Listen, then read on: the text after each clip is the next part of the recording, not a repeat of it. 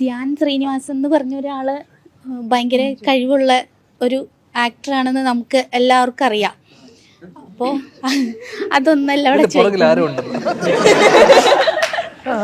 അപ്പോൾ ഞാൻ ചോദിക്കാൻ പോകുന്നത് എന്നാന്ന് വെച്ചാൽ അടി കപ്പ്യാരി കൂട്ടമണി, പിന്നെ കുഞ്ഞിരാമായണം, ഈ രണ്ടു മൂന്ന് സിനിമകളിലൊക്കെ ഭയങ്കര എനർജി ലെവലായിരുന്നു. അല്ല, എനർജി ലെവലിലൊന്നും കുറവില്ല.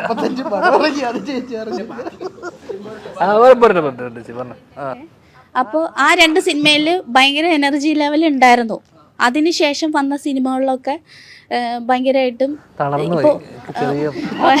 ഭയങ്കരമായിട്ട് ലോ ഇതായിട്ടാണ് കണ്ടിട്ടുണ്ടായിരുന്നത്.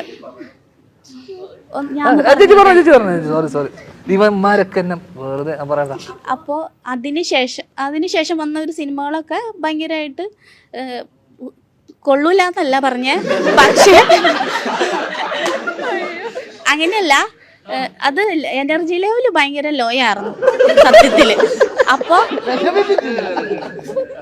അപ്പോൾ ഞാൻ പറയാൻ ഉദ്ദേശിച്ചത് എന്താണെന്ന് വെച്ചാൽ, ഇപ്പോൾ നല്ലൊരു ഡയറക്ടർ കിട്ടാത്തത് കൊണ്ടാണോ അതോ കാരണം അതിന്റെ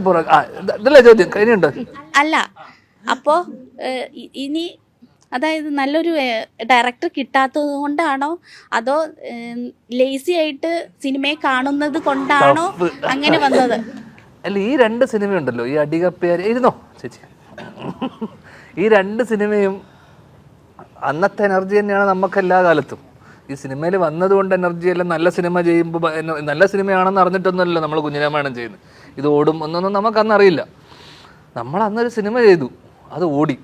ഇന്നും നമ്മൾ സിനിമ ചെയ്യുന്നു, അത് ഓടൂല നമുക്കറിയില്ല. ഇന്നും നമ്മളൊരു സിനിമ ചെയ്തു, അത് ഓടും. സക്സസ് ഫെയിലിയർ എന്ന് പറഞ്ഞാൽ നമുക്ക് ഇതൊന്നും ഒരിക്കലും നമുക്ക് ജഡ്ജ് ചെയ്തിട്ടെല്ലാം പ്രഡിക്റ്റ് ചെയ്തിട്ട് നമുക്ക് സിനിമ ചെയ്യാൻ പറ്റില്ല. കപ്പ്യാര് അന്ന് നമ്മൾ ഭയങ്കരമായിട്ട് സൂപ്പർ ഹിറ്റ് ആവുമെന്ന് വെച്ച് ചെയ്ത സിനിമയൊന്നുമില്ല. അത് പിള്ളേർ പടം ഓക്കെ, പക്ഷെ അത് അന്ന് വിജയിച്ചു. അതിനുശേഷം ചെയ്ത പറഞ്ഞ പോലെ അത് ആൾക്കാർ എൻജോയ് ചെയ്തു, ആൾക്കാർ ഇഷ്ടപ്പെട്ടു. മേ ബി അതിൻ്റെ പുറകിലുള്ള, കാരണം ഇത് ഞാൻ ഒറ്റയ്ക്ക് എടുക്കുന്നതല്ലല്ലോ ഒരു സിനിമ, ഇതൊരു കളക്റ്റീവായിട്ടുള്ള എഫേർട്ടിൻ്റെ ഭാഗമായിട്ടൊരു സിനിമ ഉണ്ടാകുന്നു. അപ്പോൾ കുഞ്ഞിരാമായണത്തിലൊരു സംവിധായകൻ ഉണ്ടായിരുന്നു. ആ സംവിധായകൻ എന്നോട് പറഞ്ഞു തന്നതാണ് ഞാൻ ആ സിനിമ ചെയ്തത്. കപ്പ്യാരിൻ്റെ പുറകിലൊരു സംവിധായകനുണ്ട്, അത് എഴുതിയ ഒരാളുണ്ട്. അപ്പോൾ ഇത് നല്ല കഥകൾ നമ്മളിലേക്ക് വരണം, നമ്മളെ വെച്ച് കഥകൾ ആലോചിക്കണം, എന്നാലും മാത്രമേ സക്സസ് ഉണ്ടാവുള്ളൂ. അപ്പോൾ ഇതിൻ്റെ ഒരു ഇങ്ങനെ ഒരു മീഡിയം ആകുമ്പോൾ ഇവർ കണ്ടന്റ് ഉണ്ടാക്കുന്നു. അപ്പോൾ ഇവർ കണ്ടന്റ് ഉണ്ടാക്കി, ഇവർ തന്നെ കണ്ടന്റ് ഉണ്ടാക്കി, ഇവർ തന്നെ ആലോചിച്ച്, ഇവർ തന്നെ അഭിനയിക്കുമ്പോൾ അത് ഓക്കെ.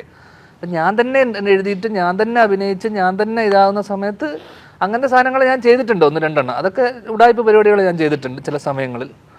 അല്ലാതെ ബാക്കി ഇതൊന്നും നമ്മുടെ കൺട്രോളിൽ നിൽക്കുന്ന സാധനങ്ങളല്ല. നമ്മൾ ലേസിയായി നമ്മൾ എഫേർട്ട് ഇട്ടാൽ പോലും, ചില സിനിമകളുടെ എത്ര എഫേർട്ട് എടുത്താൽ പോലും സിനിമയുടെ ഫേറ്റ് അതാണെങ്കിൽ, അല്ലെങ്കിൽ ആ കഥ നല്ലതല്ലെങ്കിൽ നമ്മളിടുന്ന എഫേർട്ടിനൊന്നും വെറുതെ ആയിപ്പോവും.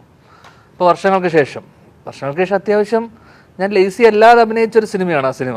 ഞാൻ അതിനകത്ത്, കാരണം ആ സമയം വരെ കണ്ടില്ലായിരുന്നോ, അത് ലോ ആയിരുന്നോ? അപ്പം ആ സിനിമ വരുമ്പോൾ വർഷങ്ങൾക്ക് ശേഷമാണ് ഞാനും ചേട്ടനും കൂടെ ഒരു സിനിമ ചെയ്യുന്നത്. ആ സിനിമയിൽ ഒരു എഫേർട്ട് ഇട്ടിട്ടുണ്ട് നമ്മൾ. എന്തിന് എഫേർട്ട് ഇടണം എന്നുള്ള ചോദ്യമുണ്ട്. നമ്മൾ ആവശ്യമില്ലാതെ നമ്മൾ എഫേർട്ട് കളയരുത്, എനർജി. കാരണം നമുക്കറിയാമല്ലോ ചില സിനിമകൾ വരുന്ന സമയം നമ്മൾ ഇതിൽ എനർജി ഇൻവെസ്റ്റ് ചെയ്യണോ അല്ലെങ്കിൽ ഇതിന് ചെയ്യണോ, പിന്നെ എന്തിനു ചെയ്യുന്നു എന്ന് പറയുമ്പോൾ അത് വലിയ ചോദ്യമാണ്. കാരണം വെച്ചാൽ നമുക്ക് വർഷങ്ങളായിട്ട് നമ്മളെ ഇൻഡസ്ട്രിയിൽ അറിയാവുന്നതും അറിയാത്തതായിട്ടുള്ള അറിയാവുന്ന ഒരുപാട് പേരുണ്ട്. അപ്പോൾ നമ്മുടെ അടുത്ത് വന്നിട്ട് ഒരു സിനിമ എന്ന് പറയുന്ന സമയത്ത് അവരുടെയൊക്കെ ആദ്യ സിനിമ ഒരു സ്വപ്നമായിരിക്കും പലർക്കും.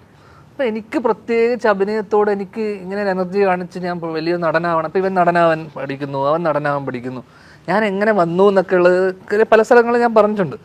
അപ്പം ഇവരൊക്കെ വളരെ പാഷനേറ്റ് ആയിട്ടുള്ള ആക്ടേഴ്സാണ്. ഞാൻ എൻ്റെ എല്ലാ ഇൻ്റർവ്യൂവിലും ഞാൻ പറഞ്ഞിട്ടുള്ള സാധനം, ഞാൻ വളരെ റിലക്റ്റൻ്റ് ആയിട്ടുള്ള ആക്ടറാണ്, ഞാൻ വളരെ ലേസി ആയിട്ടുള്ള ആക്ടറാണ്, ഇതൊക്കെ ശരിയാണ്. പക്ഷേ അപ്പോൾ എൻ്റെ അടുത്ത് ഇപ്പോഴും സിനിമകൾ വരുന്നു. ഇങ്ങനെ പറഞ്ഞിട്ടാണ് എനിക്ക് ഏറ്റവും കൂടുതൽ സിനിമകൾ വരുന്നത് എന്നുള്ളതാണ് അതിൻ്റെ ഐറണി. അപ്പോൾ ഇങ്ങനെ പറഞ്ഞിട്ടും ഏട്ടൻ എന്നെ വിളിച്ചിട്ട് വർഷങ്ങൾക്ക് ശേഷം വിളിക്കുന്നു. അതിൽ നമ്മൾ എന്നോട് പറഞ്ഞു തടി ഉറക്കണം, പറിച്ചേ പറ്റൂ. ആ ഒരു പോയിന്റിൽ നമ്മൾ എഫേർട്ട് ഇട്ടു, കുറച്ചു. ആ സിനിമക്ക് വേണ്ടി ആ സിനിമയിൽ തിരക്കേടില്ലാതെ അഭിനയിക്കാൻ പറ്റി. ആ സിനിമ പിന്നെ അൾട്ടിമേറ്റ്ലി ആ സിനിമയുടെ കോണ്ടന്റ്, അതിൽ ഡ്രാമയുണ്ട്, ഇമോഷനും പരിപാടിയും, അതിന് സിനിമക്ക് അതിൻ്റെതായിട്ടുള്ള ആ സ്ക്രിപ്റ്റിൽ അതിൻ്റെതായിട്ടുള്ള പ്രശ്നങ്ങളുണ്ട്, ആൾക്കാർ പിന്നീട് ട്രോളുകൾ വന്നു, അതൊക്കെ വന്നു. പക്ഷേ അന്നും ഇന്നും എന്നെ ആരും കളിയാക്കിയതായിട്ട് ഞാൻ സേഫായിരുന്നു ആ സിനിമയിൽ, മനസ്സിലായില്ല, ഒരു പരിധി വരെ. അത് നമ്മളിട്ട എഫേർട്ടിൻ്റെയും നമ്മുടെ എനർജീൻ്റെയും തന്നെയാണ് ഞാൻ വിശ്വസിക്കുന്നു.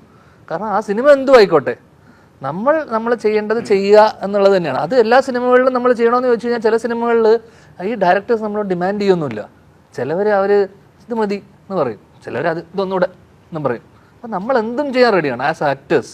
പക്ഷേ ഇതൊക്കെ ഡയറക്ടേഴ്സിൻ്റെ കൺട്രോളിലാണ്. അപ്പം ഞാൻ പല സ്ഥലത്തും പറഞ്ഞിട്ടുണ്ട്, I am only as good as my director.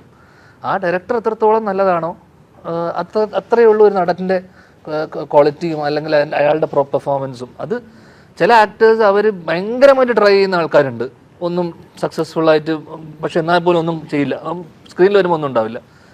ചിലർ എഫേർട്ട് ഇടില്ല, എന്താ പറയണ്ടത്, ചിലർ വളരെ എഫേർട്ട്ലെസ് ആയിട്ട് അഭിനയിക്കുന്ന ആൾക്കാരെ കണ്ടിട്ടുണ്ട്. ഞാൻ പൊതുവേ ആ ഡയറക്ടറിൻ്റെ എനർജിയാണ് നമുക്ക് കിട്ടുന്നത്. നമുക്ക് സെറ്റിൽ നിന്ന് കിട്ടുന്ന ഒരു എനർജി ഉണ്ട്. നമ്മളൊരു സ്ഥലത്ത് പോകുന്ന സമയത്ത് അയാളുടെ പാഷൻ അല്ലെങ്കിൽ അവരുടെ ഒരു കൺവിക്ഷൻ, അയാളുടെ ഒരു ഗട്ട് ഫീലിംഗ്. നമ്മൾ ആദ്യം കഥ കേൾക്കുന്ന സമയത്ത് ചിലത് മോശമാണ്, നമ്മൾ മോശമാണെന്നൊക്കെ പറയും. പക്ഷേ നമ്മുടെ ഈ സൗഹൃദ വലയത്തിനിടയിൽ ഒരുപാട് പേരെ പരിചയപ്പെട്ടിട്ടുണ്ട് ഈ കാലയളവിൽ ഞാൻ. അപ്പം ചിലർക്ക് വേണ്ടി നമ്മൾ ബന്ധത്തിൻ്റെ പുറത്ത് സിനിമ ചെയ്യും, അല്ലെങ്കിൽ ഒരു എന്താ പറയണ്ടത്, ഞാൻ ഇതൊരു സാമ്പത്തിക ലാഭത്തിനൊന്നും വേണ്ടി ഞാൻ സിനിമയൊന്നും അധികം നല്ല അങ്ങനെ സിനിമകൾ ചെയ്യേണ്ട ആവശ്യമില്ല. എനിക്ക് എൻ്റെ കയ്യിൽ അത്യാവശ്യത്തിലധികം പൈസ ഉണ്ട്, അതുകൊണ്ട്. പക്ഷെ ഇപ്പോഴും ഞാൻ സിനിമ ചെയ്യുന്നത് പലപ്പോഴും നമ്മുടെ കൂട്ടായ്മ അല്ല നമ്മുടെ കൂടെ വർക്ക് ചെയ്തിട്ടുള്ള ആൾക്കാർ, പിന്നെ നമുക്ക് വരുന്ന സിനിമകളിൽ നമുക്ക് പരിചയമുള്ള ആൾക്കാർ ഒരു സിനിമ വേണം, ഇത് പിടിച്ചു വെക്കണം, ബുദ്ധിമുട്ടിലാണെന്നൊക്കെ പറയുമ്പോൾ ഞാൻ സിനിമ ചെയ്ത് കൊടുത്തിട്ടുണ്ട്. ഞാൻ വർഷങ്ങൾക്ക് ശേഷത്തിൻ്റെ സ്കെഡ്യൂൾ ഗ്യാപ്പിൽ 5 ദിവസം വരെ പോയിട്ട് നമ്മൾ ബന്ധത്തിൻ്റെ പുറത്തൊക്കെ ഞാൻ പോയി സിനിമ ഇരുന്നു. ഇതിലൊന്ന് ചെയ്തേ പറ്റൂ. അത് പൈസയൊന്നുമല്ല, കാരണം അന്നൊന്നും അങ്ങനെ പൈസ വാങ്ങിക്കാത്ത എത്രയോ പടങ്ങളുണ്ട് ഞാൻ അഭിനയിച്ച്. കഴിഞ്ഞ വർഷത്തിൽ എത്രയോ പടങ്ങൾ പൈസ വാങ്ങിക്കാതെ അഭിനയിച്ച സിനിമകളുണ്ട്. അപ്പോൾ ഇതൊക്കെ എന്ന് വെച്ചാൽ നമ്മളെ ഈ ഇൻഡസ്ട്രിയിൽ നമ്മൾ നിൽക്കുന്ന ഒരു അവസ്ഥയില്ല. നിങ്ങൾക്ക് ചിലപ്പോൾ ചേച്ചിക്ക് അത് പറഞ്ഞാൽ മനസ്സിലാവണമെന്നില്ല. പക്ഷേ അപ്പോൾ എന്നെ സംബന്ധിച്ചിടത്തോളം എൻ്റെ അടുത്തേക്ക് വരുന്ന ആരെയും ഞാൻ എന്താ പറയുക വിഷമിച്ച് വിടാറില്ല. ഒരു സിനിമ ചെയ്യൂ, അവരോട് കാര്യങ്ങൾ പറയാം നമ്മൾ. നമസ്കാരം. ഞാൻ ഈ മീഡിയ സ്കൂളിലെ വിദ്യാർത്ഥിയല്ല, മീഡിയക്കാരനാണ്. തീരെ മുതലുള്ള പരിചയമാണ് നമ്മൾ തമ്മിൽ. അവതരണയുള്ള സൗഹൃദം കൊണ്ടാണ് ചോദിക്കുന്നത്, അഭിപ്രായമാണ്, ക്ഷമിക്കണം. അതായത് കുട്ടിക്കാലം, എനിക്ക് കുട്ടിക്കാലത്ത് മീഡിയ സ്കൂളിൽ പഠിക്കണം എന്ന് പറയുന്നത് നടന്നില്ല. താങ്കളുടെ കുട്ടിക്കാലത്ത് വീട്ടിലെ ഡിറ്റക്റ്റീവ് ആരായിരുന്നു? അതായത് ധ്യാൻ ശ്രീനിവാസന്റെ കുറ്റങ്ങളും കുഴപ്പങ്ങളും തരികടകളും ഒക്കെ കണ്ടുപിടിക്കുന്ന വീട്ടിലെ ഡിറ്റക്റ്റീവ് ചേച്ചിയാണോ, ശ്രീനിയേട്ടനാണോ, വിനീത് ശ്രീനിവാസനാണോ?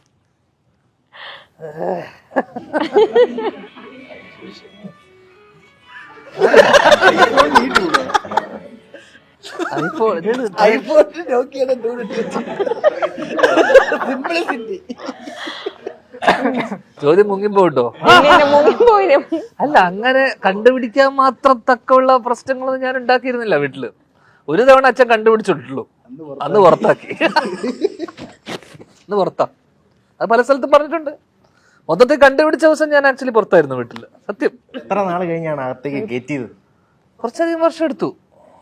ആ പിന്നെ അതിന്റെ ആ ഒരു ഇത് മാറാൻ ഞാൻ പിന്നെ വരുന്നത് ഞാൻ കോളേജ് കഴിഞ്ഞിട്ട് പുറത്തായതിനു ശേഷം ഞാൻ പിന്നെ സിനിമയിൽ വന്ന് അസിസ്റ്റൻ്റായി, അസിസ്റ്റന്റ് ഡയറക്ടറായി തുടങ്ങി. പിന്നെ കുറേ വർഷം കഴിഞ്ഞിട്ടാണ് പിന്നെ ഞങ്ങൾ ഇടക്ക് കണ്ടെന്ന് വെച്ച് കഴിഞ്ഞാൽ ഏട്ടൻ്റെ കല്യാണത്തിന് വെച്ചാണ്.